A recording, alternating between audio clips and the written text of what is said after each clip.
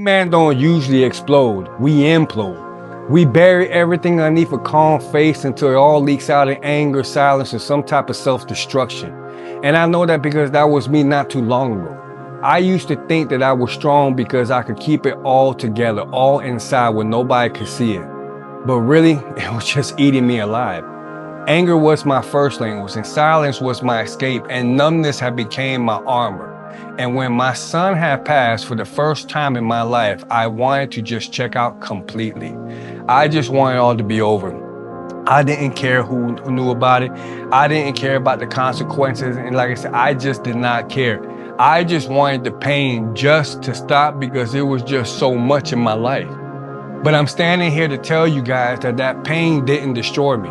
It actually woke up something inside of me. And if you're listening right now and you feel like you're about to snap, I'm here to tell you that there is a way to fight back. Anger has been with me since birth, since I can remember. Now I grew up being a silent kid. I grew up bullied, not really talking, not really saying too much. And I held a lot of those emotions inside of me, not really talking to nobody, But as I got older and the years were going by, things started to come out. It was slowly starting to just creep out of me.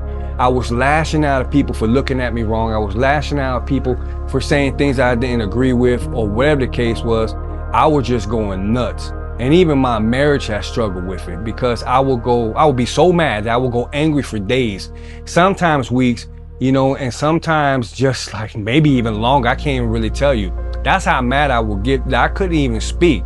It was more easier for me to retreat inside of myself than to risk to say something that I couldn't take back because you know what? That's happened to me so many times already. And then came the breaking point. After my son had passed away, my anger turned into numbness. Nothing mattered anymore. I was alive on the outside, but on the inside, I was just dead. And for the first time, I wanted to quit. I wanted to end it all. That's the quiet war that we men, that nobody sees, that we go through. The war behind that strong face that we carry. But I didn't quit. Even in those darkest moments, something inside of me said, just keep going. And I believe that was God. I believe that was the spirit that he had placed inside of me himself, that fighting spirit, that I just refused to give in to whatever it was, no matter how hurt that I was feeling at the moment. Most men don't get to this point of being so angry overnight. It's something that starts off in a slow leak, like what I was telling you in the beginning, what happened to me when I grew up being shy and bullied and things like that. Slowly it starts to come out, and as we're growing up, as from young boys to being men, we're taught to be strong, to take everything up, to take it all on the chin, that you can say, to push on and push that pain so down inside, and we don't talk about it. We tend to just try to escape from that pain or from that anger, whatever it is that we're going through. So we're escaping to work, we're escaping to porn, we're escaping to alcoholism. And I think one of the main things that we actually escape to, probably is the first thing before everything else, is isolation. But the weight doesn't go away, it gets heavier. Anger becomes your autopilot, and shame becomes your voice. Numbness becomes your comfort until one day you wake up and you don't even recognize the man in the mirror anymore. This isn't weakness. It's what happens when you carry too much for too long. But it's also a trap because silence keeps you sick. Now here is something that I have started doing in my life that I believe that has saved me. Now, like I said, I'm still going through things now this day. I'm not perfect, but these are little steps that I use that when I start to feel that anger rising up in me, the shame, that thing that starts creeping into our minds, or when I start to feel that I might be heading down that road of getting numb again, like after my son had passed away.